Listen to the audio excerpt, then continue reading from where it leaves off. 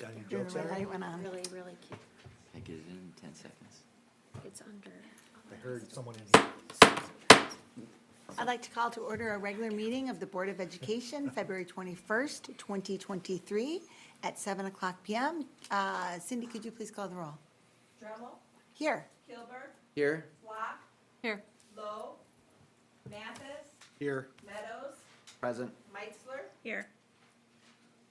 Since our last meeting, we lost a student at Rotolo Middle School, and we wanted to just take a moment of silence so that we could reflect on that loss before we said the pledge.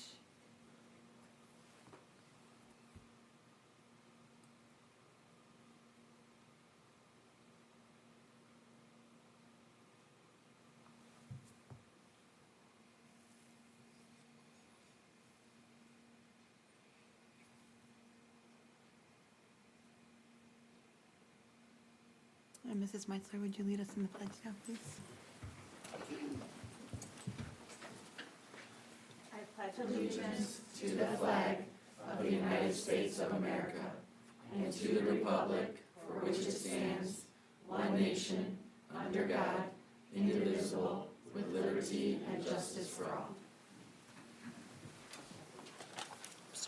It's okay.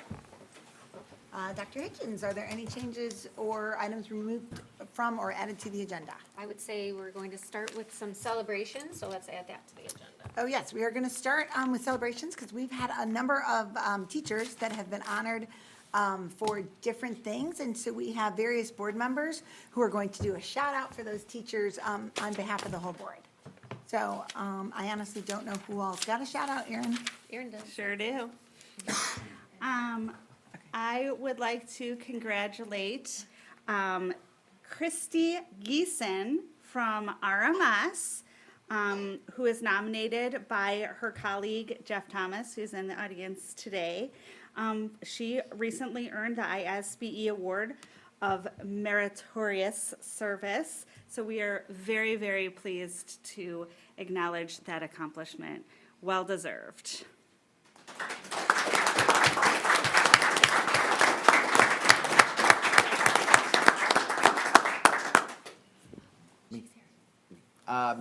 I have the honor of speaking a little bit about Chad Clary, who's a teacher over at Grace McWayne. He kind of led a group of first grade students over to Markland, which is out by the Grace McWayne area, Mill Creek area, which is a center for adults and children with kind of profound special needs and special health care needs. So they went out there and heard about kind of the goods and services.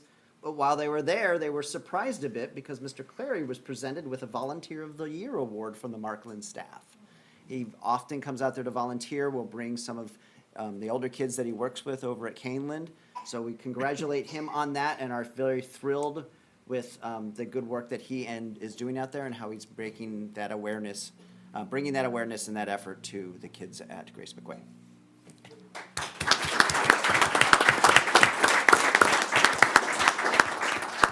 So anyone familiar with BPS 101 knows that we have an amazing music program.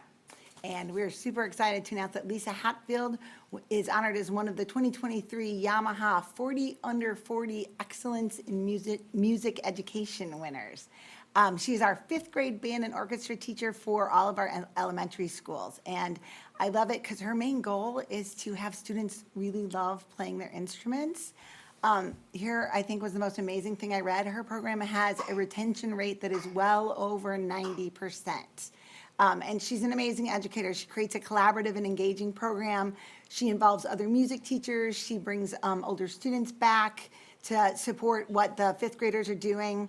And I love this. She's really creative, enthusiastic. I know her because my children have all been in the music program. And she will do different things, like she'll use a basketball to help kids understand beat. She will let them build Legos so that students understand how rhythms build together. And I thought this was fun. She had students learning to play an octave from a TikTok song. So she's incorporating all sorts of different and creative ideas. She shares her knowledge by teaching courses on integrating tech into school music courses. So she's just an amazing educator, and we are incredibly excited and proud to celebrate this honor with Mrs. Hatfield.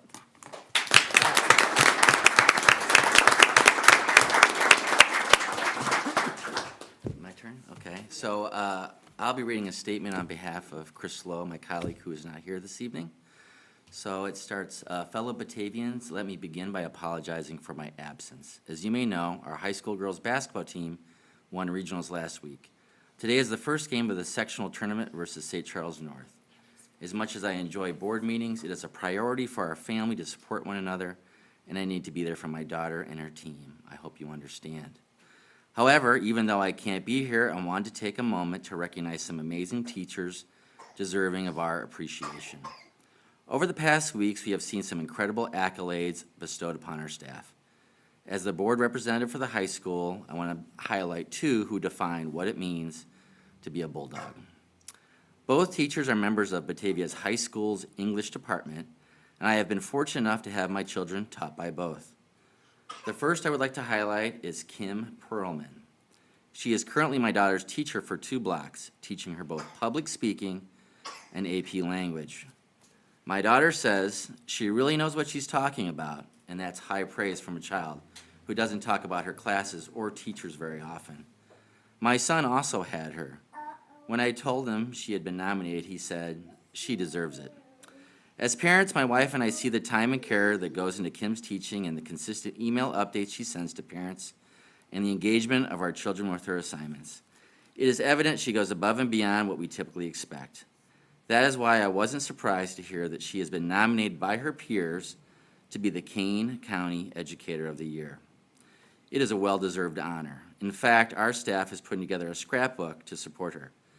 If your family has been impacted by Kim and you'd like to write a letter of support, you can send them to Marnie Harm at marnie.heim@bps101.net. I apologize for the late notice, but those letters of support need to be received by the end of February. Congratulations, Kim, and good luck. We also have another teacher to celebrate, Amber Jersa. This one is a bit more personal. I met her a few years ago when she was my son's teacher. Our nation was struggling with racial justice, and our district began to focus on DEI work. I have watched this teacher work and grow tremendously over the past few years.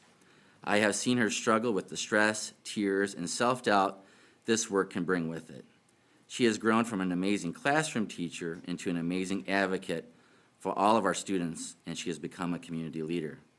From the beginning, I saw her willingness to invest her own time and money to educate herself on diversity, equity, inclusion, and justice, taking any training she could so she can better serve our kids. I've seen her efforts inspire students, staff, and the community. After all of her struggles, it is amazing to see her recognized by local, state, and national organizations and rewarded for her leadership efforts. I have no doubt she is the biggest advocate and local expert when it comes to making everyone feel welcome in our schools and community. I cannot think of a better teacher deserving of the honor of North Suburban Teacher of the Year. Congratulations. I'm not done.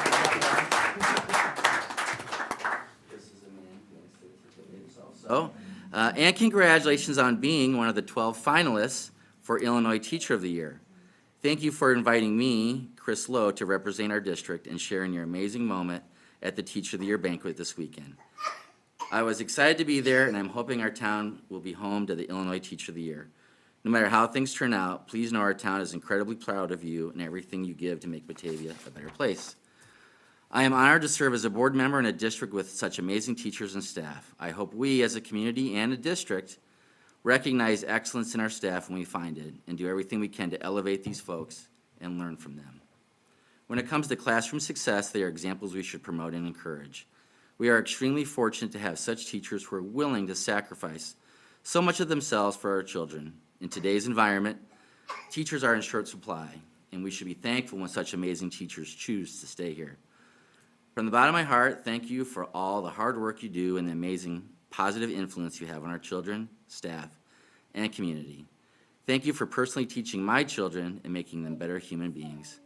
These awards are well-deserved. Thank you for sharing your skills with our community. End of statement.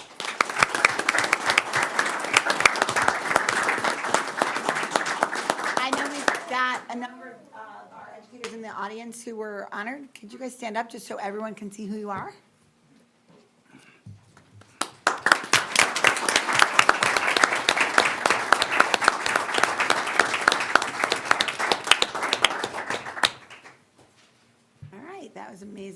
to start with celebrations. The next item on our agenda is public comment. I do believe we have someone here for public comment. All right, so welcome to the meeting of the Board of Education. If anyone wishes to address the board this evening, please see our recording secretary, Cindy, to submit a form for addressing the board. We need you to put your full name and address on the form, as we're required by state law to keep a detailed set of minutes of our meetings. And in general, we don't answer questions or engage in dialogue during public comment. It doesn't mean that we don't take your concerns or comments seriously. We value active community participation in our endeavors, and we encourage people to engage with the district using our, our appropriate channels and systems designed with your input in mind. But we're not involved in the day-to-day operations of the district and can't engage in district business individually. But if you have specific questions or concerns you'd like to further engage with the district, you can submit your questions using the link on the website or let Cindy know tonight, and we'll make sure to follow up with you. I'm going to hand it over to our communications manager, Holly Deachman, and she'll explain the public comment process. Thank you, President Darrell. Thank you all for joining us this evening. Speakers will be called up in order of form submission. We have 2 speakers this evening. The first form received is the first person invited to speak. When your name is called, please come to the podium so that you can be heard and the cameras will point towards you. All individuals speaking will be limited to 3 minutes. I will project a 3-minute timer up onto the screen, and when you see that, and we'll get it started once you're settled at the podium. During any time during this meeting, written comments may be submitted to our recording secretary, Cindy Rodriguez. Speakers should conduct themselves with civility and respect towards everyone in this room. Our first speaker is Walter Lubis.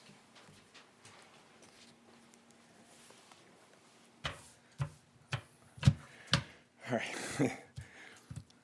Hello, my name is Walter Lubis. I'm a teacher and a coach in St. Charles District 303, but more importantly, I've been a citizen of Batavia for over 6 years. I mentioned my work in St. Charles because I'm here regarding an incident between Batavia and St. Charles East High School girls JV basketball teams that took place on February 4th of this year. During this game, a player from Batavia High School threw an unprovoked, loaded-up forearm to the back of one of my players' heads, not once, but twice. And then after these 2 hits were not reacted to, the player came around the front and elbowed her directly in the nose, knocking her back so hard that she hit her head on the floor. She has had concussion symptoms for now 3 weeks that she's still feeling. So, immediately after this incident, a parent of mine sent a clip of what happened to Athletic Director Dave Andrews and the principal of Batavia High School. The response from Mr. Andrews is that they pride themselves on hard-nosed athletics, and they'll make sure that the player be held accountable, and all players will learn from this. A 3-game suspension was handed down, and an apology was to be passed on from him in a phone call to my athletic director to anyone who would listen to an apology over the phone. And to be perfectly honest, the response from the Batavia School District has left me feeling that there was a real lack of recognition of the severity of the incident and almost no ownership took place. If you saw the video of the incident, I think you would agree. I could go on and on about my frustrations as a coach and how the situation was handled, but I'm here tonight to speak as a citizen of Batavia, not as a St. Charles basketball coach. As a citizen of Batavia who has 2 small children about to enter the school system, I want to know that my children will be brought up in a district that prioritizes sportsmanship and teaches important life lessons about how to be a respectful member of society. If my sons choose to become athletes and participate in high school sports, I will have some major reservations about what they are going to be learning as on and off the field under this administration.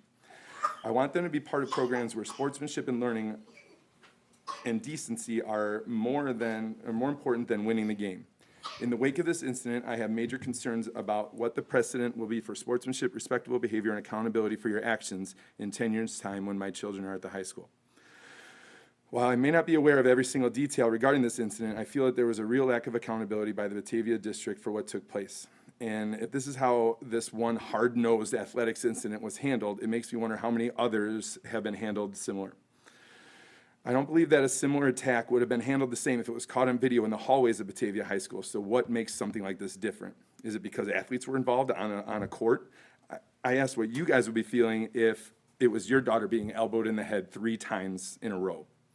I urge you to consider the policies set forward by the Batavia Student Code of Conduct and include strict and specific disciplinary action for extreme aggression and physical attacks such as this, because it's not there right now. I've looked And unless I'm missing something, I haven't seen it.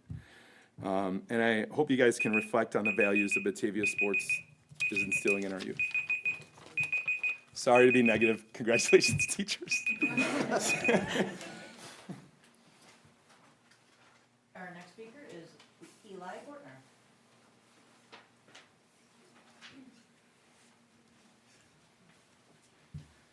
Hello, everybody. I'm Eli Bortner. I graduated Batavia High School in 2018. So I come here today to talk about the referendum revote.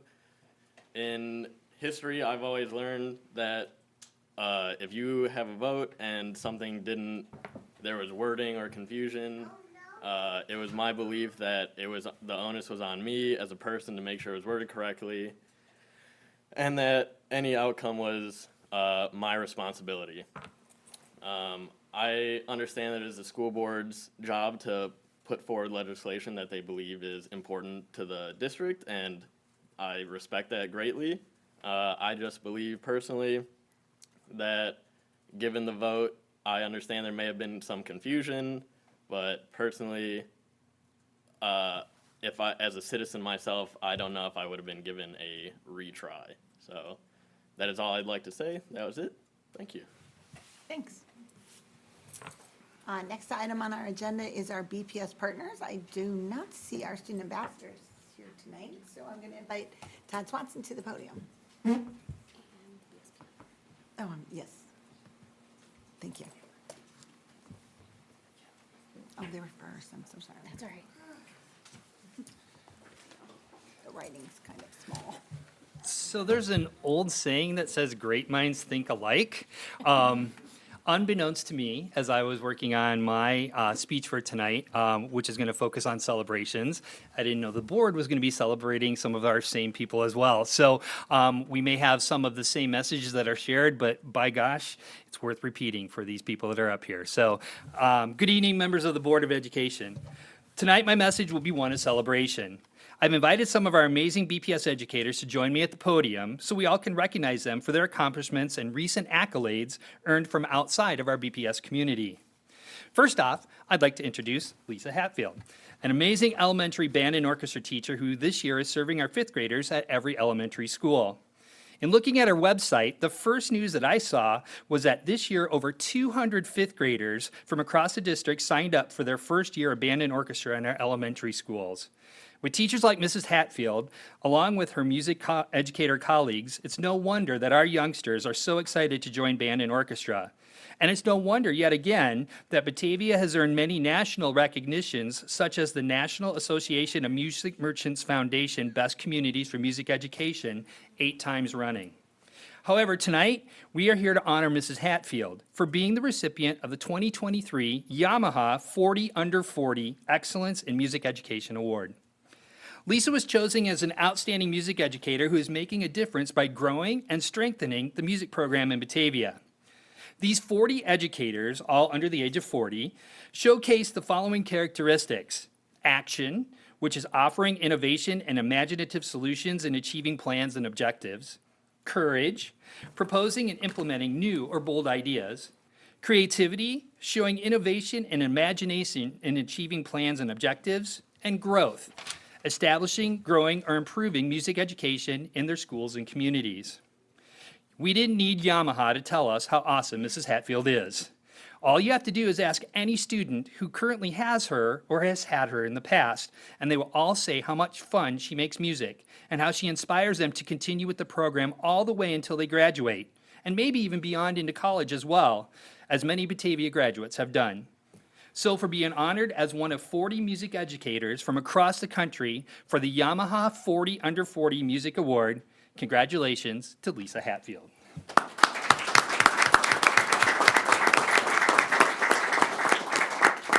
Our next two honorees are Christy Geeson and Amber Jersa. Both of these incredible educators have been awarded major distinctions from the Illinois State School Board of Education. Since 1970, the Illinois State Board of Education has sponsored the Those Who Excel and Teacher of the Year programs to honor educators who have made significant contributions to our state's public and non-public elementary and secondary schools. Awards are presented in 7 categories: classroom teachers, early career educators, which are teachers who have taught from 1 to 4 years, school administrators, student support personnel, educational service personnel, community volunteers, and teams. Application materials are evaluated by a selection committee composed of individuals who represent a variety of educational organizations, and all awardees will be honored at an annual banquet in the spring. Leading off our ISB Award winners tonight is Christy Geeson. Christy is a math teacher at Rotolo Middle School in the 6th grade, right? Okay, I want to make sure I got that right, and is in her 22nd year of teaching in Batavia. She's taken on many roles in the BEA, such as being a building rep for Rotolo, and currently is the chair of our elections committee. However, the accomplishment that I want to highlight tonight is for Christy being named by the Illinois State Board of Education as a recipient of the Meritorious Service Award for 2023. This year, ISB has honored 490 of Illinois' most outstanding educators for their extraordinary contributions to education across the state through its annual Those Who Excel campaign. And this meritorious award that Christy has earned is given to those who have shown perseverance, ingenuity, and above all, dedication to their education by helping to build lifelong learners who will go out and make a positive impact in the world. Congratulations, Christy, on this outstanding accomplishment and for your service to BPS.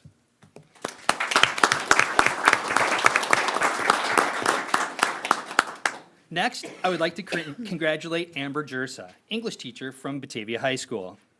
In addition to her roles in BEA as a building rep for the high school and the chair of our newly formed BEA Equity Committee, Amber is one of only 13 finalists for the 2023 Illinois Teacher of the Year, the state's top honor for classroom teachers. The 13 finalists come from specific geographic areas in our state, and Amber is the finalist representing the North Suburban District. Interim State Superintendent of Education, Krish Mohip, says, "Our finalists for Teacher of the Year are amazing. They are pushing the envelope in the classroom, empowering their students, and constantly striving to strengthen their craft. We are so proud to have these excellent educators.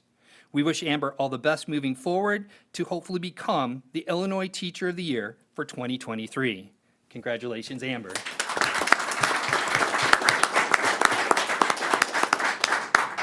I've also recently learned, just today in fact, that Chad Cleary, a 1st grade teacher at Grace McWayne Elementary, was presented with the Volunteer of the Year Award from Markland staff during a recent field trip with his students, and that our BHS English teacher, Kim Perlman, has been nominated for Kane County Educator of the Year as well. I will be getting some more information about them, and you guys already have some great information as well, and be sharing some more about their accomplishments at future meetings. So again, congratulations to Chad and to Kim as well.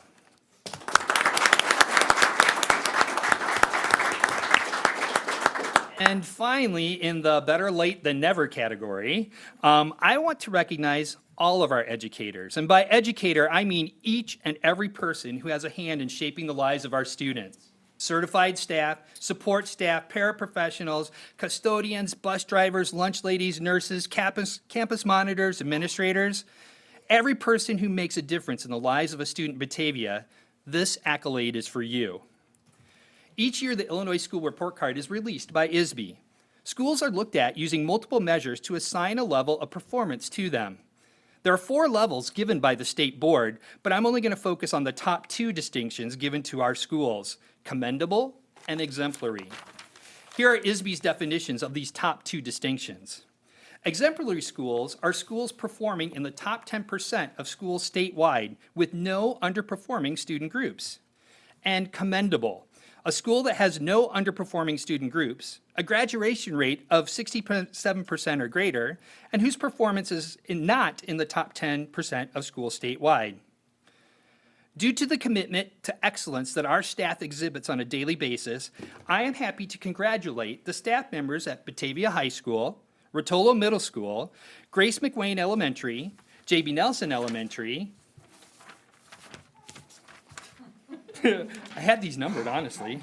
J.B. Nelson Elementary, for their commitment to excellence of their staff that exhibit on a daily basis and achieving the commendable status for the 2021-2022 school report card.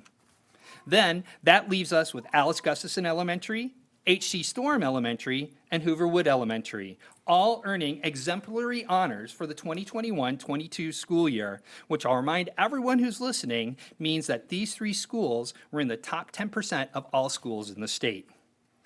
In spite of every obstacle that is thrown their way, there are no better examples of dedication, perseverance, rising above, and championing our students and Batavia's educators.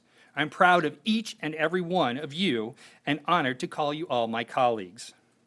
Congratulations once again to Lisa, Christy, Amber, Chad, and Kim on your recognitions, and to the BPS 101 staff who don't hear it at all, or even if you do, nowhere nearly enough. Thank you for your heart. Thank you for your sweat, and some of you sweat a lot more than others. Thank you for the tears you shed for your students. Thank you for the smiles that you share. And above all, thank you for making a difference in the lives of the children of Batavia. And now, I'd like to allow our honorees just a quick chance to say a few words if they would like to. Turn it over. I'll go first because I'm losing my voice. I've just been yelling over too many trumpets or something.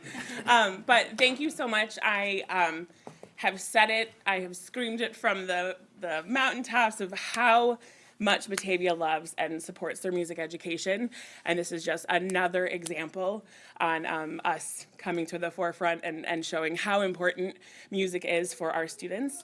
All my students know now is that I'm 40. I said under 40 children. But this has been a great surprise, and like, thank you, everybody.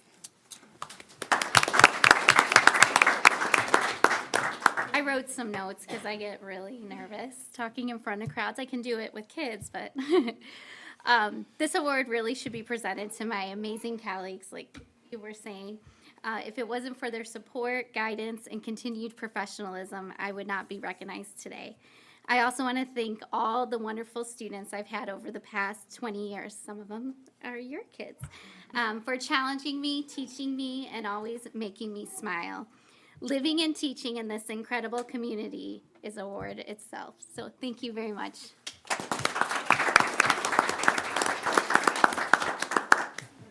Mine's a little longer. I'm practicing for my speech at the reception on Saturday. So gotta get used to talking in front of the crowds now. The first time I ever spoke in front of the board asking for more of a focus on short-term equity efforts was April of 2022.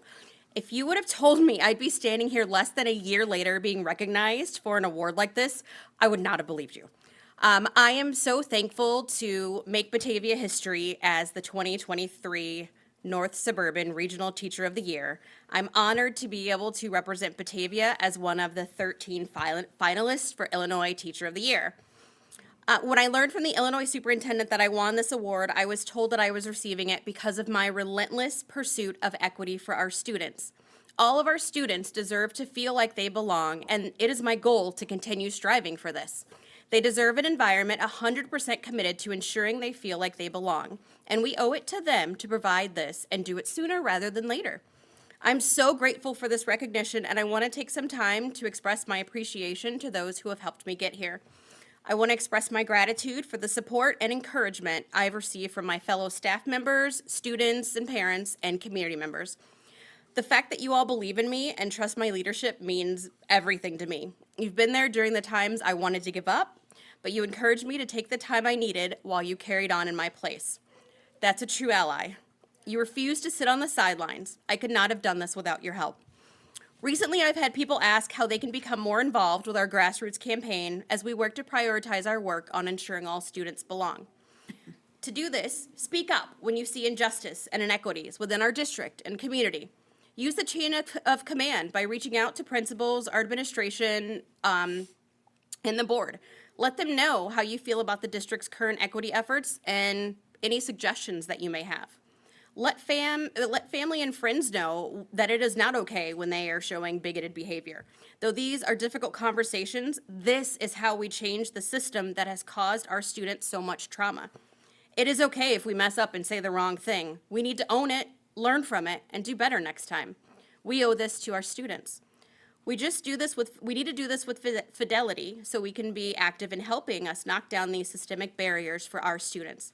Doing the right thing is difficult, but it's worth it.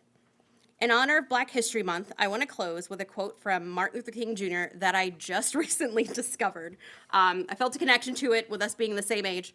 And his quote is, "You may be 38 years old, as I happen to be, and one day some great opportunity stands before you and calls you to stand up for some great principle, some great issue, some great cause, and you refuse to do it because you're afraid. You refuse to do it because you want to live longer. You're afraid to lose that job, or you are afraid that you will be criticized or that you will lose your popularity. So you refuse to take the stand. Well, you may go on and live until you're 90, but you're just as dead at 38 as you would be at 90. And the cessation of breathing in your life is but the belated announcement of an earlier death of the spirit." Thank you again, and I cannot wait to represent our amazing community as a finalist for the Illinois Teacher of the Year.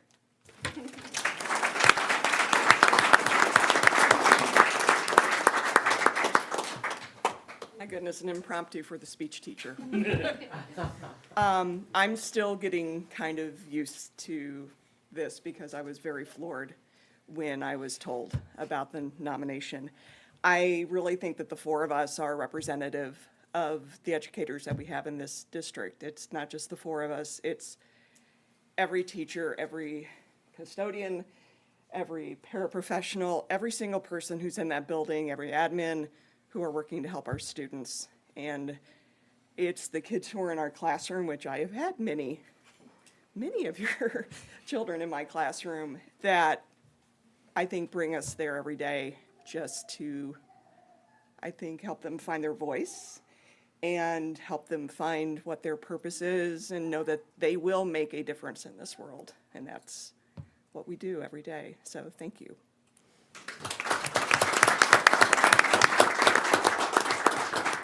I think we've all have seen, we have great reason to celebrate in our district. So congratulations once again to all of our honorees, and thank you all.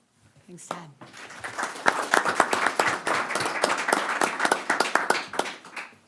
Now I'd like to invite up a representative from the Batavia Special Education Partners Network. I have that backward, BSP. Oh, yeah. Yeah, no, Oh, it that's says right. partners. Yeah. Right now. BSPN. Well, this isn't a tough act to follow. Oh, my goodness. Oh, wow. Yes, we will do our best. Well, good evening. My name is Danielle Mahoney, and I am the parent chair for the Batavia Special Education Parent Network, or BSPN for short. We work in collaboration with BPS, namely with this amazing woman here, Leanne Rodriguez, speech therapist in early childhood at AGS, as well as with Carrie Rue, the director of special education. We're all here to help share who we are, because a lot of people think we're just a newly formed group, and we're not. Actually, this organization started about 13 years ago, and so we just want to share that we're here. BSPN includes parents, guardians, special education teachers, school therapists, and administrators within the BPS 101. And our primary goal is to create a support network for parents of special education students. As a parent myself, to be a parent is hard, but to be a parent of a child with special needs is really hard. And to have a network, any kind of network or support is just all you need, because not a lot of parents have that. And so we're here whether your child has an individualized education plan, a 504 plan, just receives extra supports or therapies, we're here for you. We offer a number of events throughout the school year, such as various presentations showcasing our amazing, talented staff that we have here at BPS and their specialists. We offer coffee chats, whether they're in Rotolo High School, any of the administration, but we also just do parent chats, so we can have a non-judgmental way of just sitting, and whether it's to laugh, cry, celebrate, looking for who do you use for a dentist, we're here. And we also like to have some fun too. We just were at the brewery at Sturdy Shelter the other day. So it's just not all about, coffee. But our largest event is our Parent Resource Fair. And this year is actually our 10th year. It's this Thursday, February 23rd. It's at the Batavia High School in the cafeteria. It is an opportunity to learn about community resources for students from early childhood all the way through age 22 plus. It includes recreation opportunities, therapy providers, transition planning, advocacy and support. You name it, they're there. We actually have almost 50 organizations and agencies attending this year. Last year, I think we had 16. So we have a broad audience that we're here to support. So we have a lot of amazing folks, including our fire department, our police department, our library, just as an example, that our community itself is here. Admission is free. It's not just for Batavia community, though. We welcome any families within our neighboring communities and towns to please come out. And you don't even need to have a child that's receiving any special education services. You may even have someone who's just looking for some extra therapy supports. They'll be there. We put some flyers out by the front desk here. So if you don't remember our webpage, if you want to know exactly who all is coming or to learn more about our group, sign up for our email list to receive updates as to what all the happenings are and to see all the other upcoming events we have for the year. You can visit bspn-batavia.org. Do you have anything you want to add? This lovely lady has been amazing and has taken the reins and has done a ton of work to gather so many resources for our families. So we are really looking forward to Thursday night's event, and we just really would love a large crowd. So if we could help spread the word and get as many families within our district, outside of the district, to come and just visit with our vendors. I know we always get such positive feedback from families that do attend, and we just really, thankful for the administration's support and for all the families that come and help support us. And we just want to be a network and work together for all of our families. So, yeah. Thank you. What's the time? Oh, good question. Oh, I'm sorry, yes, 6 to 7:30. 6 to 7:30. So you can pop in for however long you're able to. And if you need to bring your children, that's okay too. I know a lot of the agencies and organizations will love to meet them. I know they want to meet mine, but I don't know if I want her there. So, thank you. Thank you so much. Thank you.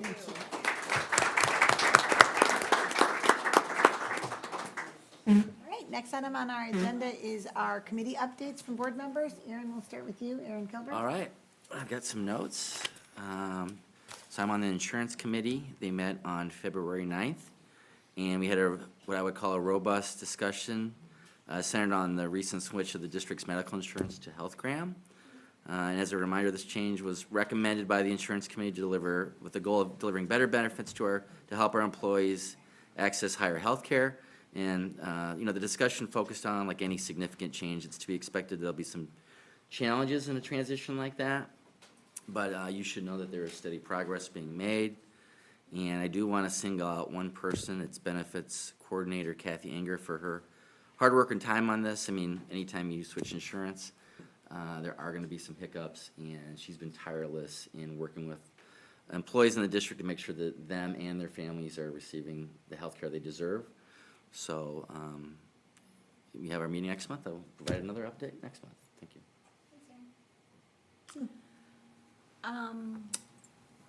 Beefy Grant Committee met Monday. I cannot announce anything right now because we will vote on it Thursday. But I think some teachers and individuals will be very pleased. We had some very interesting grants this year. It was nice. Also, Beefy has what's called Alumni Nations. If you've not heard of it, Google it, sign up. Even if you are not a graduate, you're a friend of Batavia High School, you go to Batavia High School, you live in Batavia, you might want to be I'm a member of Alumni Nations. And it kind of keeps up with what's going on in the schools, you know, and it's a way to keep track if you've graduated mostly. But they have done something unique for February, and it's called Bulldog Sweethearts. So if you met here in Batavia at the schools, they've asked you to submit your stories, and they have some very interesting stories. And I know Lisa's pulled up a couple, and do you have like a name, like, can we throw out a name of a couple? Obviously, it's okay to say their name, Yep. they're on the website there, Right, but- well, Matt and Lori Holm, of course, and Lori very Holm, so, famous yeah. Batavia Bulldog couple. Well, They, our mayor and his wife. yeah, I don't know So, if they wrote. I don't know if they put one I don't on know there if they either. wrote up a story, So, but- but interesting stories of people that have met, like junior high, high school, and have gone on to become married and still live in Batavia, or, you know, gone off, but still are, you know, associated with us. So, if you get a chance, look that up. And scholarships, if you are a graduating senior, graduates can apply for scholarships through BFE. Talk to your counselors, they have all the information. And also, I'm sad to say, the music teacher left, but there is a scholarship out there. It's the second year it's available. If you are in 5th grade through about, say, sophomore year, there is a scholarship out there for a guitar and guitar lessons. So if you have any interest in that, go to bataviafoundation.org, look under scholarships, and you could get free guitar lessons. Interesting. I will not do an update on CAC because they are part of one of our reports later, and we'll get an in-depth update of what they're doing. Craig? I'm gonna have some exciting stuff to talk about next month. We have a meeting tomorrow. RJ? Sure, the stipend committee met and, nothing really to announce. There's a lot of things that might be happening. There's a lot of activity requests. We just passed the deadline, for the high school at least, for new activities, and groups. But we did discuss that there's been a lot of requests for groups and clubs over the past year. And we're looking to kind of reorganize a little bit, get a little bit more structure towards those requests so that ones that may have been denied in the past could resurface if, you know, if they come back up. Because if we have funding available, we don't want to just go with whoever's like, right, who just requested the club last week. If someone had requested something a year ago, and it might be a student who is still in school that wants to do it. So we're trying to get on top of that a little bit more to make it a little bit more, I don't know if fair is the right way to say it, but, you know, first in, first out, so to speak, so that the clubs are getting recognized in the order of which they're requested. So we're gonna, I don't know, was it a 4-hour meeting we said we might have for that? 2 hours? Well, we have a board meeting that night, so probably can't quite go 4. Oh, good. I'm happy that, maybe we'll have 2 2-hour meetings instead. But yeah, so I'm happy with the stipend committee is looking good. They're definitely really being thoughtful and considerate about where the funds are gonna go. So, Okay, thanks, RJ. Aaron? Equity team met this month, and the team members shared their professional learning over the prior month related to standards of students pertaining to equity, staff instruction, and parents and community. And the team broke into small groups to begin their planning around staff, students, and the families and community that they serve. And they began to set goals and indicators that they'll be watching out for. That's all from me. Will they be providing an update to us next month? They did their update in December. They might, I thought I saw somewhere. yeah, it yeah, was March. if they have their plan ready, they're gonna present it in March. If not, that was Okay. like a stretch goal for them. Okay. If they're ready to I just present their wasn't sure. plan. I thought I saw it. Sorry. Yeah, Okay. yeah, they did. It was in there. Okay. That's their stretch goal. Awesome. All right, that's it for committee updates. The next item on our agenda is our consent agenda, which allows us to approve a number of routine business items, all of which are detailed in the board book. And we're going to ask Mr. Pierce to take us through that consent agenda. That's right, here we go. 4.1 and 4.2 are the approval of the January 24th, 2023 meeting and closed session minutes. 4.3 is our monthly personnel report. 4.4 is our monthly payroll and bills. 4.5 is the destruction of our closed session recordings from August 24th, 2021. 4.6 is the review of our closed session minutes. 4.7 is the approval to renew student photography contract. 4.8 is the disposal of some surplus property. And finally, 4.9 is the approval of the consent agenda. All right, are there any items to be removed or for clarification tonight? All right, then I would entertain a motion to approve the consent agenda as presented. So moved. Second. Moved by Meitzler, second by Meadows, all in favor? Aye. Any opposed? All right, consent agenda is approved as presented. Next item on our agenda is reports. I'll hand that over to Dr. Hitchens. Great, we have 5 reports tonight, none of them require action. The first 2 are for information, they're there every month. Do you have any questions about those 2 reports that you see every month? No. And then the next one is collaborative groups. I'm probably just gonna turn it over to Brad, if that's okay with you, Kathy? Yes. This is a part of an ongoing effort to make sure that the community is aware of our collaborative groups that function behind the scenes to really support almost every aspect of the district. And this month, we're highlighting 2 of our groups. One is our Curriculum and Assessment Advisory Council, and they really oversee a lot of the work around curriculum. In the update, their focus for this year is around SALT teams, which are subject area leadership teams. And specifically, we have teams working in English, math, and social studies. And those teams are going through a process of really doing a program review so that when we do a bulk of our curriculum work in the summer, in June 5th, 6th, and 7th, we do a bulk of our curriculum work so that we have time to process that over the summer and then have it ready for teachers. They will know exactly like what work needs to be done to support our teachers and our staff to get the best outcomes for our students. So that is really the bulk of the work for CAC this year, is to make sure that those teams are functional and that they are working towards really directing the work of those 3 subject areas. During the pandemic, a lot of our collaborative groups were not working, and I can say that this one really hurt us to not have this ongoing during that time. There was probably no way to do that, but really the break hurt us with CAC. So Jen Hicks leads that team, and she's really tried to work with that team to be collaborative, to model collaboration, but also to get more people involved in that process. So they revamped our subject area leadership team kind of structure, brought in more people, and they've had several meetings. They've presented to CAC, and then they'll have a couple more meetings to finish up their program reviews and direct some of the work for the summer. And the next one is RAC, and I won't speak to that because the guy who runs the team is right next to me. So, Tony, what do you want to say about RAC? Oh, geez. Well,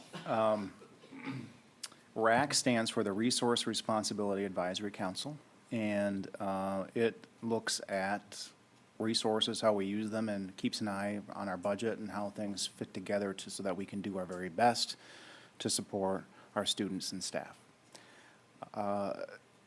Each year, the board sees work that comes from RAC in the form of the enrollment report, in the form of the 5-year financial forecast, and then some behind-the-scenes aspects of the budget itself. And that has been the case for probably maybe 6 years or so. When the council was actually formed, part of it was to look at, the purpose was to look at how we can get better at the things that we do.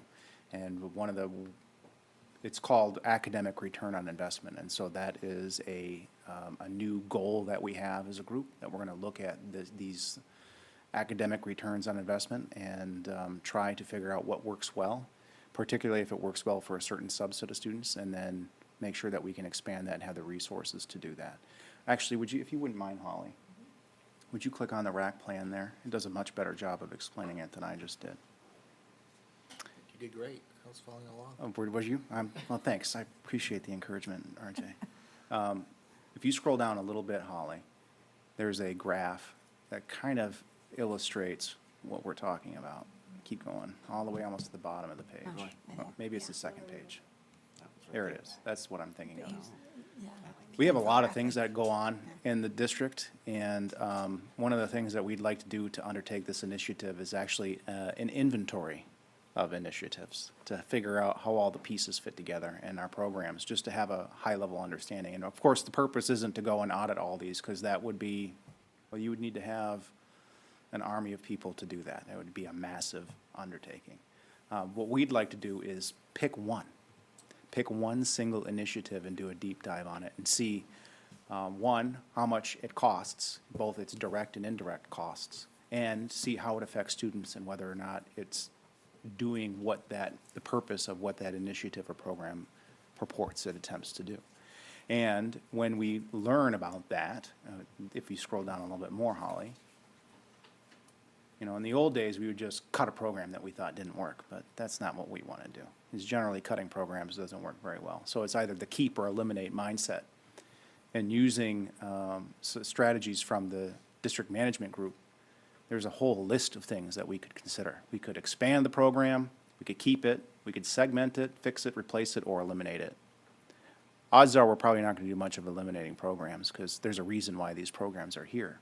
But if you do a deep dive and you really think about what these initiatives and programs attempt to undertake, oftentimes, one size does not fit all, as we know very well. And yet, we have a lot of programs that try to do that. And so we're trying to look at, in particular, how these segments might fit together and make sure that we're meeting the needs of all students as best we can with the resources that we have. And so it's a new look. It's quite an undertaking. It's something that we're really excited about, and we think it will be very valuable for the organization, and it will hopefully build better capacity for us to make decisions about how we allocate resource and what works for this particular group of kids and what works better for this one, and those kind of lines of thinking. And we think it'll be helpful. So that's what we're working on next. And what criteria, or how will you decide which initiative to do the deep dive on? That part, we're not really quite sure. We're going to do this inventory of initiatives, and we're hoping that, based on the number of students that it serves and the amount of money, that something will percolate up to the top. We don't want something that's so difficult to tackle that it will be impossible to analyze. But we also don't want to make it too trivial so that it's not meaningful. And so we're trying to strike that balance. And so once we have that inventory and we have the parameters with which it touches the organization, we'll make that decision. But we're just going to pick one. And what time frame are you thinking?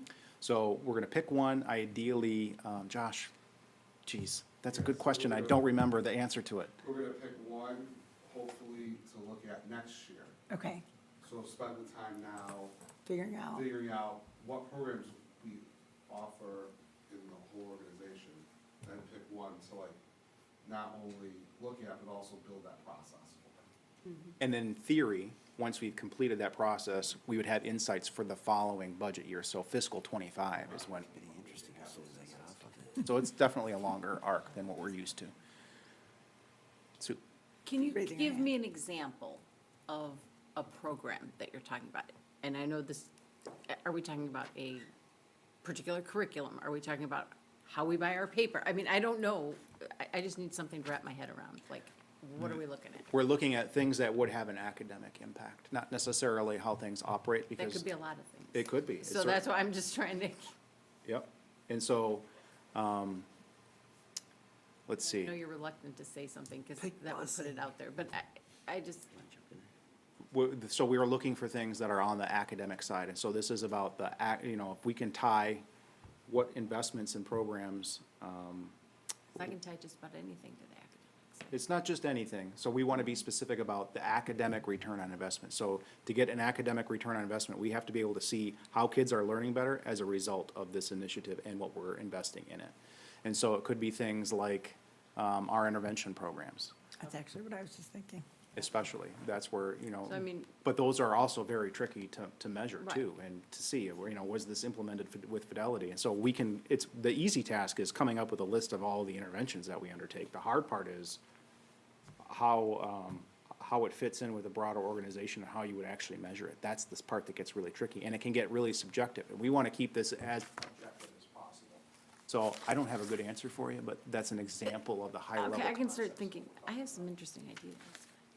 I like that idea though, because, just the interventions, because we were talking about over-identifying, and it fits in already to goals that we have. So, not that you have to use that one, but There's a lot That to makes a lot of choose sense, from, yeah. Other questions or comments? Other than Craig's comment that you finally made RAC interesting after I She rotated reassigned me to mouse. somewhere else, hey. It was, yeah, I thought it was always interesting. I'm just kidding. Next item on our agenda is a referendum update. Great, we wanted to just keep this in part of the public conversation and be transparent and be good communicators with the public. So we have, the challenge is we have so much information that people were saying we couldn't find it on your website, so we're always looking at a way that makes it manageable for the user. And we do know, as we reported in the past, very few people actually visit our website, but we want to make sure when they do visit it, it is easy for them to find the information that they need. And so we always are updating our website and our referendum materials based on what people are requesting. So every school has an information group that they're trying to make sure their own staff members within their own school understand the referendum, and so they'll ask us for specific things. Can you help us explain, people are still talking about turf, can you help us explain how turf was paid for? Because there is some information out there that may or may not be correct. So we are creating information sheets, or I don't want to call them FAQs because they're more than that. They go a little bit deeper. They're topics that we do deep dives on. So there is on this newly updated website at the very top, you would see why it matters, and that is the tagline on many of the posters that you're going to see as we set up we try to inform the public, and we set up information booths anywhere. And you'll see under why it matters, we're not just here to say vote yes, we're here to say, here's reasons that you might want to vote yes, but here's also legitimate reasons to vote no.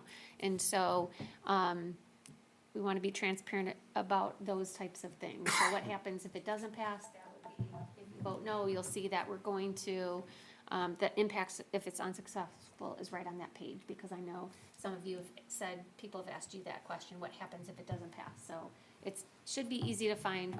It's in the why it matters section. And then every school has what it means for them.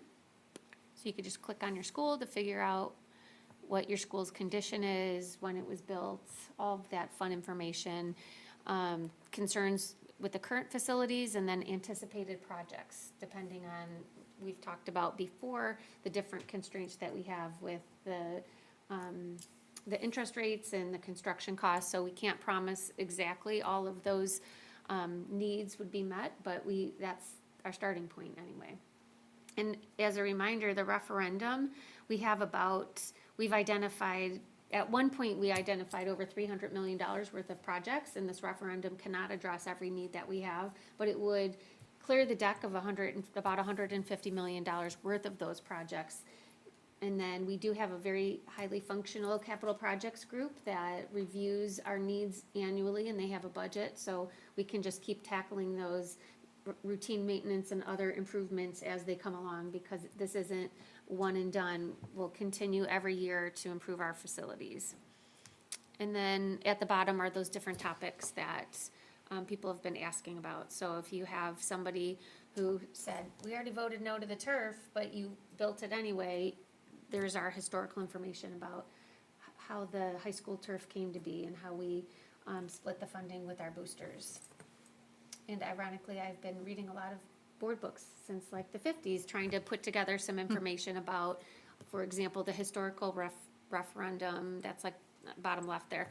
And we just have a history of boosters donating and other groups donating, like the lights in the stadium that just got replaced were used and donated back in the day. And so you can find that by looking at the old minutes. But this is, somebody had asked us to talk about all the different referenda throughout the years.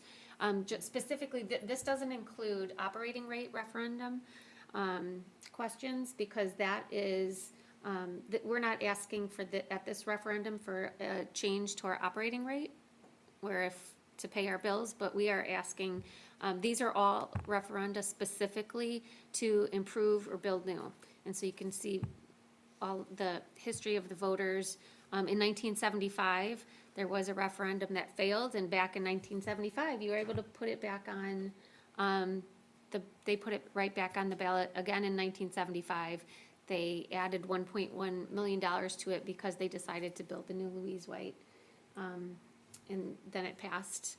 And you can see all the different additions and new schools and the history of voting in Batavia. Are there, Tony, you came across some FAQs, I don't know.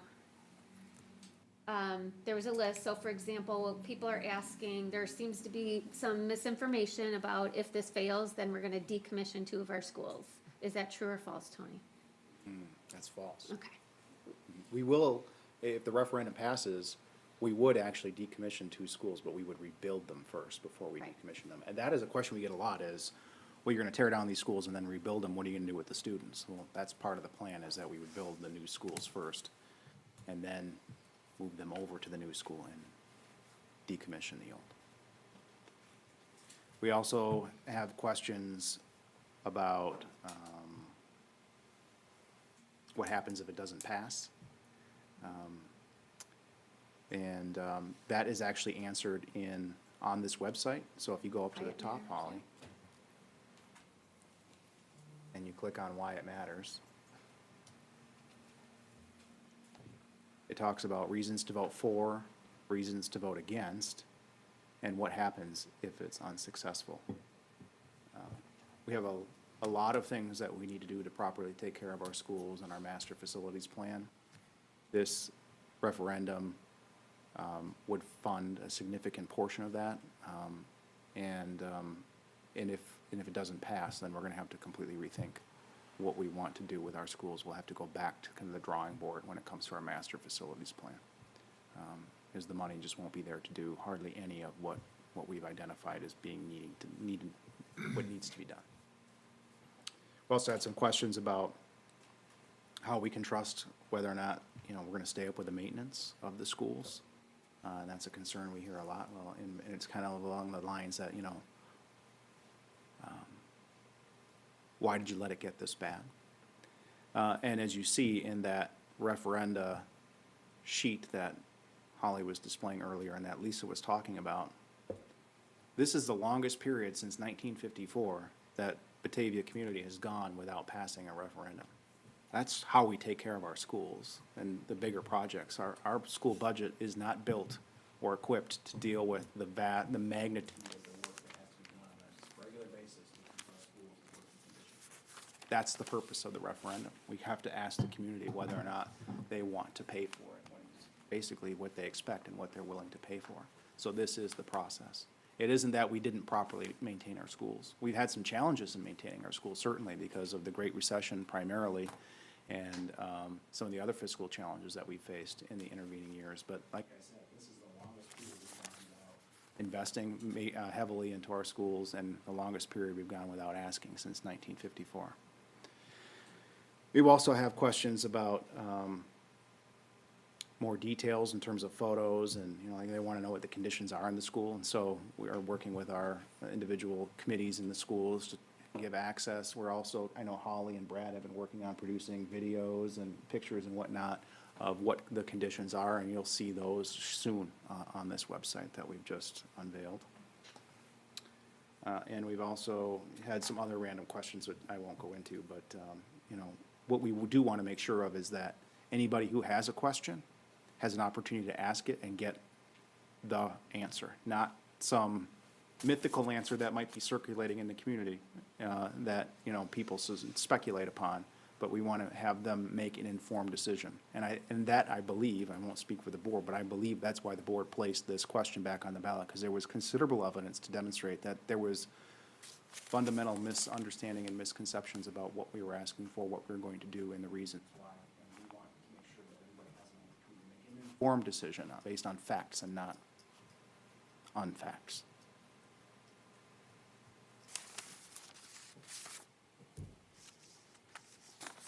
Anything else? Questions? Thoughts? I'll just thank you for that website. It looks amazing. There's been quite a few things or times that I've been able to point people to the website for information already since you just put up the impact by school. So, it seems to definitely be addressing the most common questions that I've heard. So, thank you very much for doing this. That's great. Yeah, I'm gonna back that up. The old way it was kind of organized, you would quickly fall into a rabbit hole of more information than you need. Yeah. And you wouldn't be is able to good. find what you wanted. This is a pretty good, just high level, get an understanding of what's going on, get an understanding of the intents at every school without getting every report that had ever been written on the process, so. And reading every one Huh? before you got your answer, yeah. Right, right. So I think this is a good kind of balance between the two right now. And I appreciate hearing that there's more to come on it. And I appreciate the efforts to be able to continually kind of improve the level of informing that's going on. All right, thanks, Tony. I'm going to pass it over to Steve for a licensed staff recruiting update. Yeah, let me start with, we have had the opportunity to meet with our high school administration, our middle school administration.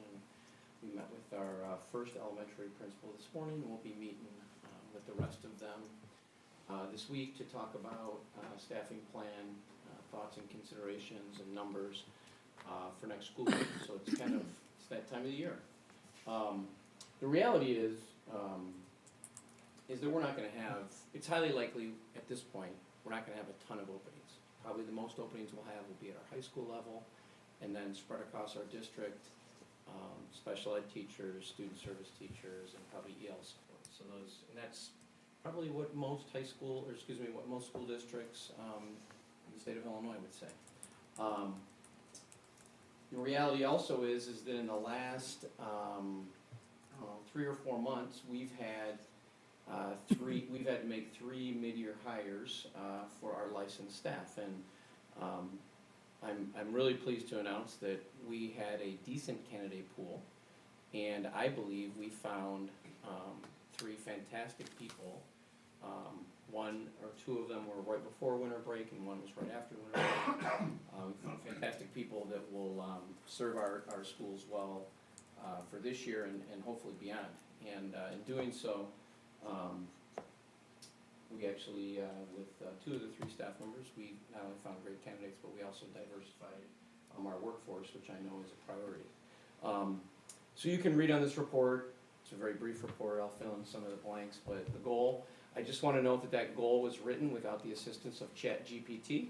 I'm not sure it's the greatest sentence I've ever seen in my life, but it did not get any artificial intelligence support. So you can read the 5 strategy points that I wrote down. I kind of want to fill in the blanks a little bit.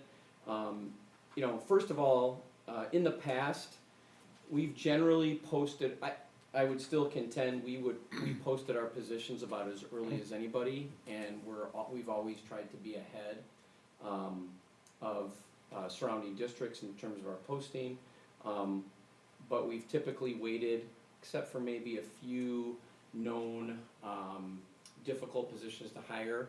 We've pretty much waited until after our March board meeting to post most of our positions. We're not going to do that this year. We're going to post anticipated positions, as you can see, by this Friday at some point, because on Monday, a couple of us will be heading out to Northern Illinois for our first job fair. You'll note the second point in the strategy is that we're bringing a team to the job fairs. I will be attending, which typically when I've done job fairs, it's been me by myself. I'm bringing Ming Shelby with me, and then Brad Vertine will be supporting us in a few of those because he works in our special ed department, and I can talk general about special ed where he can talk a lot deeper about that. In the past, you go to a job fair, I enjoy them because I'm a people person, and you connect with people, and it's exciting and fun, and you kind of get to hear their hopes and dreams. But then really what happens is it really becomes up to the candidate to go and apply. And so we're kind of flipping that with the help of Holly and my awesome HR team, Michelle Frega and Becca Horan. They've kind of devised a little marketing boards that have QR codes on them. And so when we finish conversations with people, we're going to direct them right to a QR code that they can pop on their phone, and a very, very simple data collection of your name, your email, your phone number, and what positions you're interested in. That will get shot to a spreadsheet. Michelle and Becca will be ready to go. And literally within an hour or two of them getting that information, they will send an email out to any potential candidates, telling them about our school district and giving them links and information about how to apply for the positions that are posted. Again, typically it wouldn't work that way. I would meet them. I might jot a few notes down informally, and then you kind of cross your fingers and hope that they end up applying. And when you're, depending on some of these job fairs, the IASPA virtual job fair, for instance, I literally last year, in probably about 2 or 3 hours' time, I probably interacted with 90 people. Because I was literally going back and forth on chat screens, just chatting. And so overall, we're excited because it's going to be a lot more purposeful. We will have their information, and we will have positions posted, and we will have our principals ready to hire as soon as we are able. So we're excited about this approach. You can see what we have coming up. Northern Illinois State, IASPA, and North Central. I've spoken to my colleagues in King County who have had to go out and recruit a lot more than we've had to in Batavia, just because of I think our tradition and the view of our school systems. And these were some of the top ones that they all recommended I attend. I've been to a few of those in the past. So we're excited to see how this will play out. Couple of things I want to finish up with is that, finding support staff is still probably our #1 challenge. This is really about licensed staff members. That will remain a challenge. It's a challenge not only statewide but nationwide. We've had probably between 15 to maybe 17 parapros that have not been filled this entire school year, which is absolutely unheard of for our school system. When you do comparative data with our surrounding colleagues, they're usually at the same level of missing paras as we are, or even worse. So we have some ideas and some approaches we're going to try and be trying over the course of the next few months that will really set us up hopefully for next year. So it'll intensify later in the summer as people get a little bit more serious about those positions. I'm very appreciative to, like I said earlier, Becca Horan, Michelle Frega, and Kathy Anger, because they're putting together some things that will be on our website that will be very, very detailed information about our benefits, because that does matter to people. One small anecdote, I had the opportunity to speak with a potential candidate for a support staff position, as well as that potential candidate's spouse for an extended period of time. This all happened literally in the last few days. This person was offered a position in a surrounding district that paid them $11 per hour more, and they accepted the position in our school system because of the community, because of the school they're going to, because of the hours, and because of our benefits. And so our insurance committee, I know that they've made some adjustments that have not been easy. Trust me, my wife has had some challenges with some of the things. And Kathy has handled that very, very well, along with Luke Moo. But the benefits and the HSA and some of those things that we have for people, for some people, that's a huge driver, sometimes even more important than the almighty dollar for them. So that's one anecdote. I know for other people, the dollars may be more, and I understand that. But so we're going to continue to try to, with our support staff, to try to really capitalize on some of the great things that we offer to hopefully attract more of them. So that's my report. I like the fact, Steve, that you sat here last year and said, these are the proactive things we're going to do, and that's all in your plan. So that's awesome.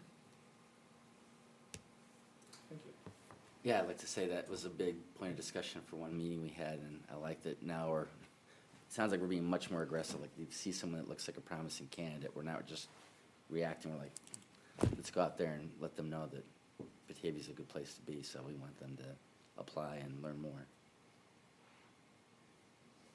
All right, next section of our agenda is our action items. The first one is our firewall refresh, so we're going to invite Dave Thurlby to talk to us about that.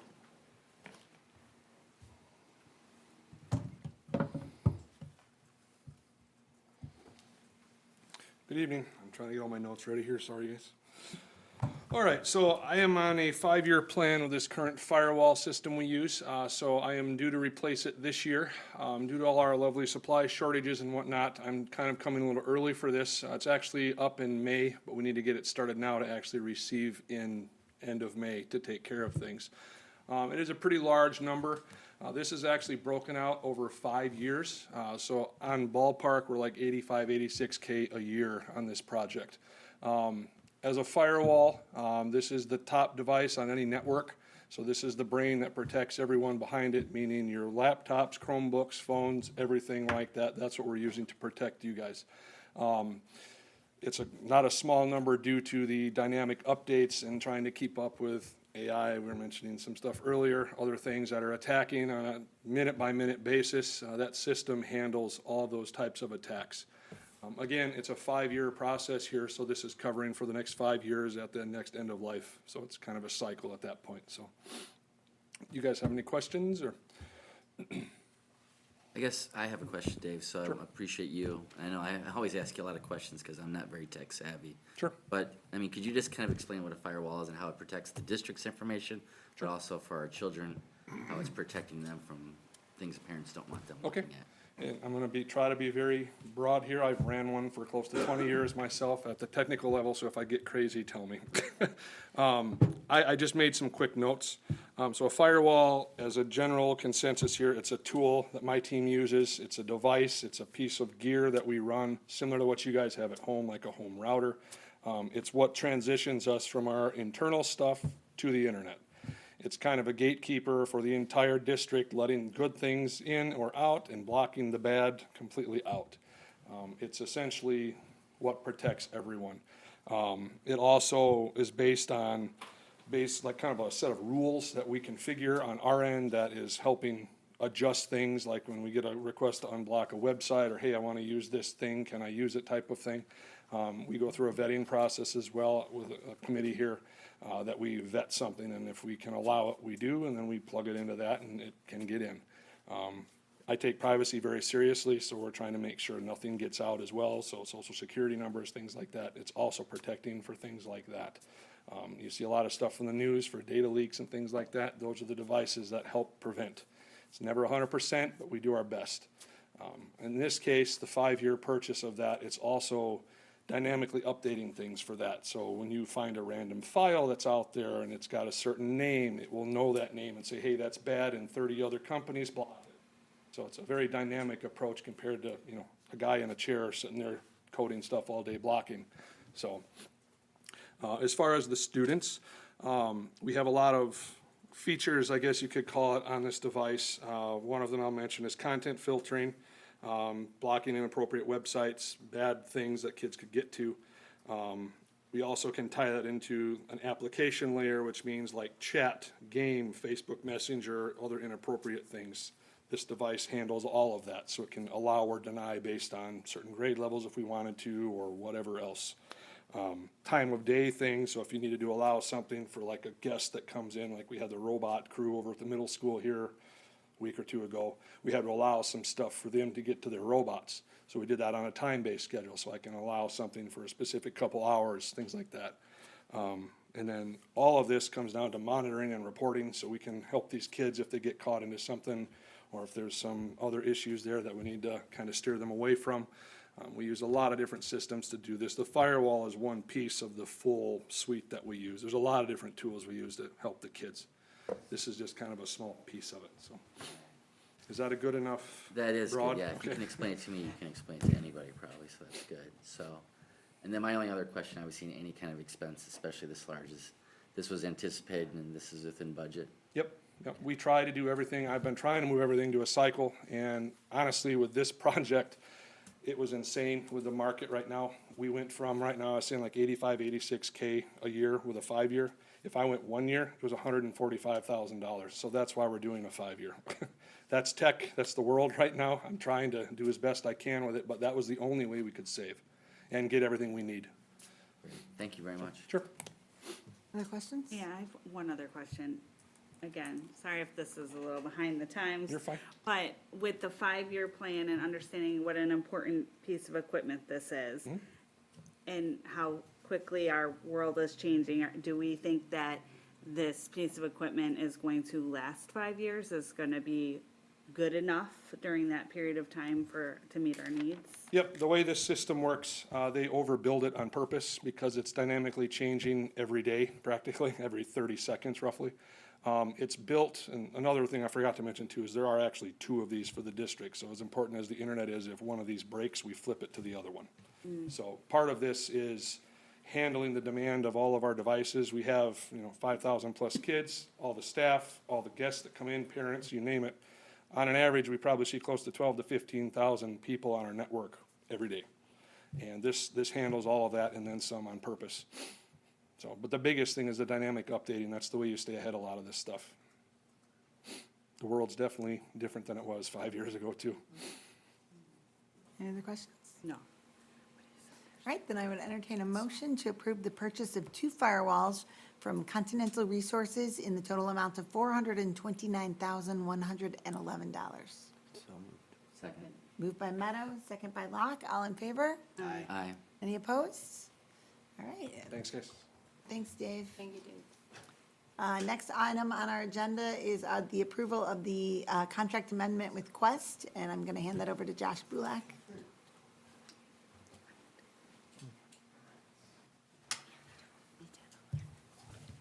All right, so what we have here is a request from Quest Food Service to increase our meal rates on lunch and also breakfast on all our schools in the National Lunch Program. So that's our elementary schools and our middle school.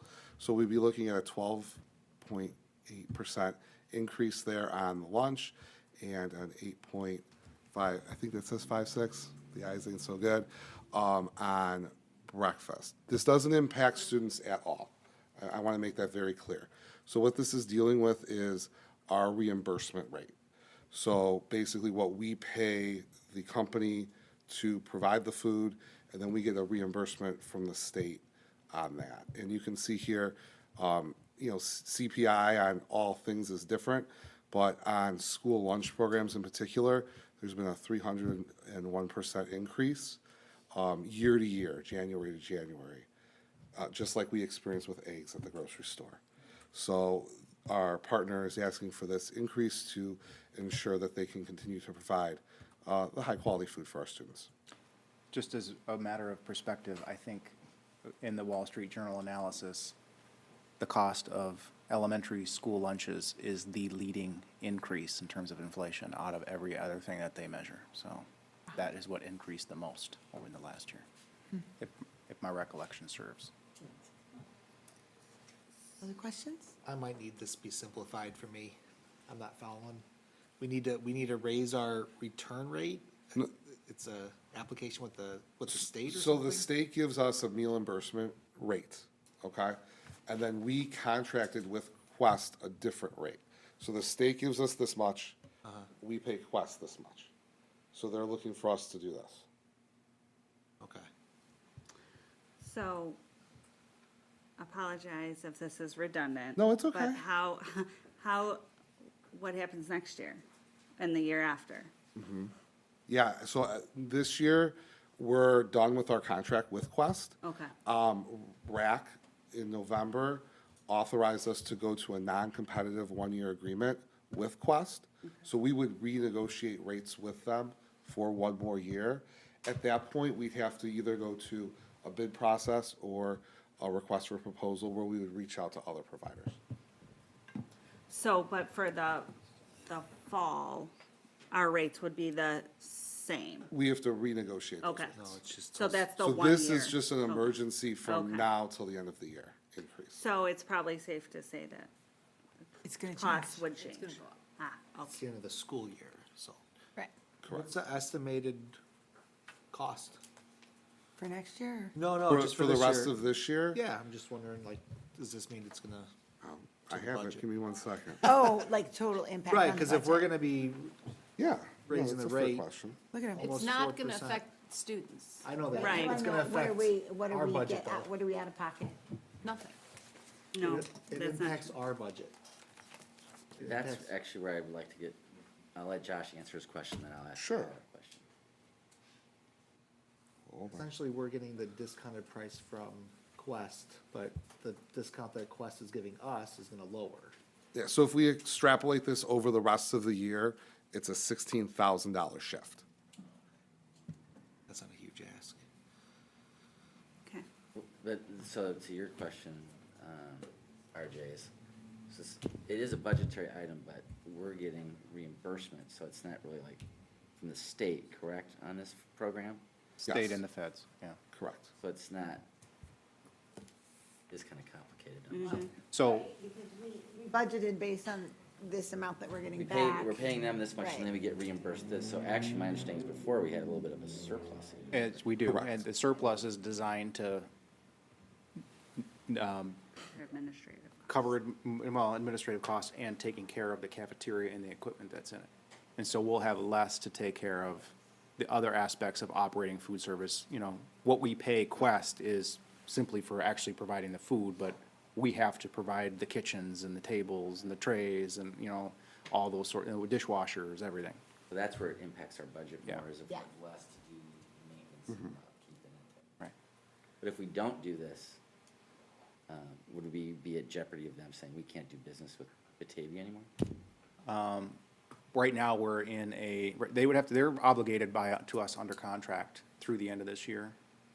But next year, they could say, no, thank you, because that, we're doing a 1-year extension, because and the state is allowing that right now because of the impacts of the pandemic. And I'm sorry that I'm doing all. No, that's okay. I talked during your report. You can talk during mine. That's fine. And just some historical perspective, this is the second time of this ask in 4 years. Right at the beginning of the pandemic, the same thing happened, them coming to us asking for an increase. So the children need to have lunch. Children learn best when they're fed and not hungry. This is not a nice to have, this is a need to have.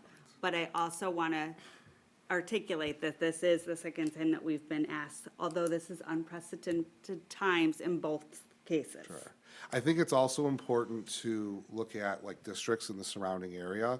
So Tony and I went and asked 10 different school districts in the local area, what's your meal reimbursement rate? And even with this increase, we are still the lowest in the area. So, you know, a lot of time was put into making sure that, one, we're being good partners, but also that we're being responsible for our students. And how long have we been partners with Quest? I'm gonna have to defer to Tony on that one. And I can't remember. So this is, we're finishing our second 5-year, Yeah. it's gotta be And they've been a very good They partner are- to us. excellent to work with. They're one of my favorite companies to work with. This is not an issue that's limited just to this. I mean, Right. I think the statistic I think that you see here, the 301%, that being leading all other areas of the economy in terms of cost, that's driving. I am seeing things where we've got things that are under contract, specific costs that are set, and contractors or others are going, I'm walking if you don't pay me. Yeah, they just can't And afford. You can rebid it, but you're gonna pay it anyway. Right. So you might as well stay with the partner you have. It's a terrible position to be in, but I appreciate the fact that through foresight or happenstance, that buffer is kind of there, but I do appreciate understanding that it does eat away at saved money to do the bigger costs later, like It does. a new kitchen or new equipment or whatever else. Any other questions? All right, then I would entertain a motion that we approve an emergency contract amendment for the remainder of the 2022-23 school year in regard to the meal reimbursement rates delineated below. So moved. Second. Moved by Meitzler, second by Kilberg. All in favor? Aye. Any opposed? All right. Next item is a dual Josh and David topic. So I'm going to throw it to whoever's going to talk. I'm up here, so right. I'll just keep the mic if you don't mind. All right. So, just like Dave was talking about with the firewall, there's certain expenses that occur on a recurring basis. So this is one of those. So our copy printers usually are replaced every 5 years. We got 6 years out of the ones that we currently have, but it is time to get new models. So the ask is that the board authorize the approval to purchase these new copy scanners. And again, the goal is to keep them for 5 years, but we'll own them, so then we can make that decision based on usage. If we can make them last longer, we monitor them through a service called PaperCut, so we can see how they're being used, and then make that determination in the future. And since I'm already talking to your board reports. Yeah, I'll add just one more- go I'm just for gonna it. throw one more thing in there. The Collaborative. tricky thing about copy machines is that when they break down, they can be very problematic in a school. And as they age, these are mechanical devices that push paper through them very fast. And as they age, they kind of wear out and they start to break down more. And two things happen. One, the maintenance contract that we pay on those machines gets much more expensive, and so, because the maintenance guy is coming out more often. And two, the copier is down more often, and teachers start pulling their hair out. So it's not a good idea to make copiers last longer than they ought to when it comes to these sorts of things. It just doesn't lead to good things. We may have tried that in the. It does Yeah, you know, sometimes it makes sense and sometimes it doesn't. That's right. How many printers do we currently have? 46. So we're just replacing every single printer? Well, we actually have 48. 48, yeah, you're keeping We're keeping 2. The one at the maintenance shop is not used at all. It's made approximately 11,000 copies in 6 years. That's nothing. So we own it, so we have the opportunity to keep it, and we're keeping the same company, so they're keeping the same service. And then there is one other one at Rotolo, which is for the Project Lead the Way classroom.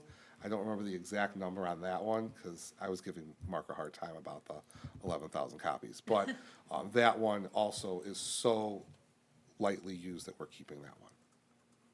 You all consider it a rotation program, or keeping the ones that we have, or do we get money back for turning in these 46? We do, yeah, we have. Just approve that. Oh, that's Yeah. right, that was. Yes. Keep me on. We used to have like a That was rotating last month, yeah. thing, like We used to do just a lease and the company would a come and take lease, them. yeah. Yeah. Like, maybe I'm dreaming of something else, but I thought it was like. We've third- tried different models over the years. A third and a third and a third. Yeah. Well, maybe that's the Chromebook, The leasing didn't work well partly. but I too, knew we because didn't leased own them. Yeah. We had to give them back and then take a cut from that, so. Yeah.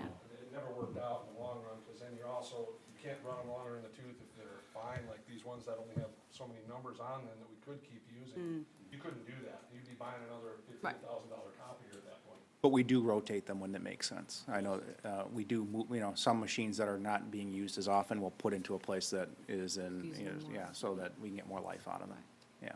So we got 6 years. Rotating them, Any other questions? I have my question that I always ask. So this was an anticipated expense, and this is within budget? Yes, that is correct. I'm a broken record down here. Is this the Sound same good. company that we've used? This is the same company. So that's amazing, so after 6 different proposals, still this one was the best? Significantly, yes. Wow. Matched what we had, which was awesome. Okay. That's rare in this market right now, I can tell you that. For what came in, it's insane. Thank you. Anything else? All right, then I would entertain a motion to approve the purchase of 46, not 48, 46 Konica Minolta multifunction print devices for the total amount of $241,527 from Konica Minolta. yeah. So, second. Moved by Meitzler, second by Locke. All in favor? Aye. Any opposed? All right. Now I'm assuming the service agreement that you're asking us about is connected to this. Yes. Yes, it's unfortunately like when you buy a big purchase like a car, you buy the car, and then you go into the room and you discuss the warranty. That's what we have here. So this is the service agreement. It's a 5-year service agreement, and what's great about this is it locks in the service rate for those 5 years. There's no planned escalation in that service agreement. It just is set. And they actually match the service agreement that they gave us in the last time frame. Is there a reason why there's not a dollar amount on here? Yeah. Because it's by page per like the copy per page. Okay. So it varies depending on usage. So if we use it a lot, we pay more for the service. Got If we ya. don't use it, we don't pay for the service. This covers those 2 extra ones you were Yes, saying a it minute does. ago too? Yes. 'Cause they're printing All like, what, 48? all 5 pages a All month? 5 pages, yep. Similar to what we had. They matched our prices. They matched so- the They price. messed, okay. Yeah. Okay. Yes. All right, then I would entertain a motion to approve a 5-year service agreement with Konica Minolta to support our multifunction print devices. So moved. Second. Moved by Meitzler, second by Meadows, all in favor? Aye. Any opposed? All right, last item on the agenda is not a Josh and Dave. This is a Rob. Purchase of office furniture. Good evening. My topic's a little more fun than copiers. I'm here to ask you to approve the purchase of office furniture for the new main offices at J.B. Nelson and Alice Gustafson Elementary School, and the reorganization of the ECC office as we split those 2 apart. The total is $69,000. That's basically 14 spaces in the 2 buildings, including the new respite room, which we do not have in the existing buildings right now. Those will be an add. I know I've been asked about reusing and refurbishing existing furniture that we already have. That furniture will already be accounted for in, especially Alice Gustafson, all the main office furniture is staying in the ECC office, so everything will need to be new in the new main office. And as far as J.B. Nelson goes, we will be repurposing all the furniture there except for the reception desk, which will be demolished to make room for the new use of that open office space. Questions? Can you explain a little bit about Sourcewell and cooperative purchasing? Sourcewell it's a state-run pre-bid service. We use this typically with mechanical equipment as well. So when we're going and getting prices, those have already been bid out and approved through the state, so we don't have to worry about individually going out to bid with different companies. We can go through one company who we work with, who will provide the furniture and who will install it. And the prices have already been vetted out. All right, then I would entertain a motion to award Lowry McDonald Company a contract to provide office furniture at J.B. Nelson Elementary School and Alice Gustafson Elementary School in the sum of $69,000. So moved. Second. Moved by Mathis, second by Meitzler, all in favor? Aye. Any opposed? All right, thank you. Those were all of our action items tonight. We do have a closed session on the agenda, but there will be no action afterwards. So I'm going to turn it over to administration comments before we move to closed session. 99% of my comments have already been covered through our discussions and our celebrations today, but I would like to add one more celebration. Cindy and Holly and the rest of the people who helped put together kindergarten meet and greet. It was last Thursday night here, and 213 families showed up. There were 251 that signed up, but the weather took a turn last Thursday, so I think it kept a couple people out. So that's a really large number. It's not our entire kindergarten class, it's just those that got our messages and signed up to come and meet their principals and turn in all their registration documents. So they registered, Cindy and her team collected 213 registration packets from families, so. That's amazing. They processed it all that night. Nice job, and Holly did all the communicating and collecting of the names, so lots of assistance from others in the district as well. So that's it for me. All right, thanks. Erin, we'll start with you. Erin Meitzler. Everyone just stay safe with the upcoming weather coming, and make it to school on time and safe tomorrow. I know we had some twisting of the arm, but it looks like we'll be there, so. Yep, see y'all tomorrow. Every once in a while, I need to look at the weather. Yeah, me too. I was like, what are you talking about? All That's all right, for me. RJ. I'm really proud and excited about all the different awards for the teachers and faculty. That was really exciting. Lisa is the first person that I've been able to, or that I've had my children work with. So my oldest daughter is doing violin, and she signed up for violin for 6th grade, so she's loving it. So congrats again to all the teachers. And then Lisa, I'm looking forward to my children, working with all the other instructors or the other faculty, so that'll be exciting. I didn't throw this out there during the stipend committee, but I wanted to comment that I was shocked. I got the number here. There's 130 kids that are on the cross-country team for 6th grade, which is just amazing to me. I guess it's like 12% of the school. I know I brought up before at the end of the meeting, Steve, I was like, why do kids love to run so much? But apparently the coaches are coaches amazing. and all the assistants just do a great job with it. And I know every time I drive around here, you see somebody running, so. We'll see if my kids get involved in it, but it's nice. It's a new little thing to be a little bit proud of here, so, that was an interesting tidbit, a nugget of knowledge for you. But besides that, I've got nothing else to say. Thank you. I'm just gonna say again, congratulations to all the teachers. I'm gonna extend them, she's not here, maybe she'll hear about it, but personal appreciation for Lisa Hatfield again, because I see with both my kids and every other kid that I'm involved with in music, they've all just basically started there and kind of grew from that. And so it really goes to show what like kind of good foundation does to help build confidence and kind of that reinforcement structure as they move along. To kind of cap that off, Holly and others put out a kind of note about the Batavia Wind Symphony performing at what's called IMEC, which is Illinois Music Educators Council, or something along that lines. It's basically an audition thing, and we got an opportunity to hear a preview with the 5 schools, 3 of the 5 schools that get invited every year to go perform there. And Batavia's done it a couple times, but it's kind of like the Super Bowl for like the Wind Symphony level. You have to be kind of on, oh, stop laughing at me. Not laughing. But no, I mean, I just wanted to put that out there, because all the years. Appreciating your passion. She I is, am. I know. All the years I've seen it, and I've heard my oldest went, I had no idea that it was kind of like such a, kind of an honor for them to be able to get selected to go perform solely for a bunch of music educators, and be kind of, take advantage of that. So I'm gonna end with that one, but thank you. And be safe tomorrow, apparently. Apparently. Yes. Interesting comment for RJ, because all 3 of my children ran cross-country, and at least one had all 4 of the educators that were here tonight. Probably, I think, multiple of them. So, we offer amazing opportunities in this district. That's why I've always loved it. I have no other comments. Usually I wait till last, but I wanted to throw my 2 cents in. Sue? I agree with what everybody else has said, although my kids had Miss Offelman, I believe, before she got married, so that's how long my kids had a music teacher, I think. And please take advantage of the updated website and educate yourself on the referendum. Can I add something to that? Sure. Real quick, I'm sorry. I just remembered that we're gonna have board members representing at 2 different functions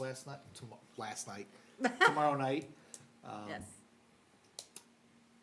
Or Thursday night. Thursday I was gonna say, I know I'll be at BSPN With me. with you, surprising me now, thanks. So, and then I think we'll also be at, there's the another event. boosters event, The yeah. boosters as well, so if anyone So wants. come up and ask us To come up and questions. talk one-on-one about it, feel free, please be there. Good reminder. Thanks, RJ. My turn? Yes, Aaron, it's your turn. I'll finish it off. So, yes, I want to congratulate all the teachers. If we could start every board meeting with a celebration like that, it would be great. I also want to say thank you to everybody in the community that emails us, that reaches out, that comes to a board meeting. Thank you for everybody who stayed for the bulk of the meeting, or to the end. I appreciate that. So thank you for that. I do want to thank Cindy and Holly and Amy Nelson for the kindergarten, the 213 for the meet and greet. I used to take a lot of home videos, and I was watching my daughter, who's a junior now, her first day of kindergarten, and, lots of anxiety, lots of tears, and that's how we see the parents. And so that's really Kids crucial, are I think, that first interaction, so thank you for that. And then I'll end with something. I just want to thank all of our business partners that support BPS 101. I attended a fundraiser from my youngest's grade school at Pal Joey's, and John Hamill's about as big a partner as you could have for BPS 101. She was here earlier, Karen Cheeseman, but she put it together. It was a first-time event, and the response was crazy, and basically, within like 2 days, they had over, I think, 100 or 200 responses. John was gonna reserve a room, and he just said, I'll just close the whole restaurant for 3 hours, so you guys can have your event. I don't know how many proprietors would do something like that. So, I don't mean to give a plug just for Pal Joey's, but all of our partners, but those are the types of partnerships that build community and make Batavia the place it is. So I just want to say thank you to those people. Thanks for that reminder, Aaron. As I said, we do have closed session, but no action after. So I would entertain a motion to adjourn to closed session for the reason of collective negotiating matters between the public body and its employees or their representatives, or deliberations concerning salary schedules for one or more classes of employees. So moved. Second. Moved by Meisler, second by Locke. All in favor? Aye. All right, we're going to adjourn to closed session. Can you unplug me, Craig? Please, please.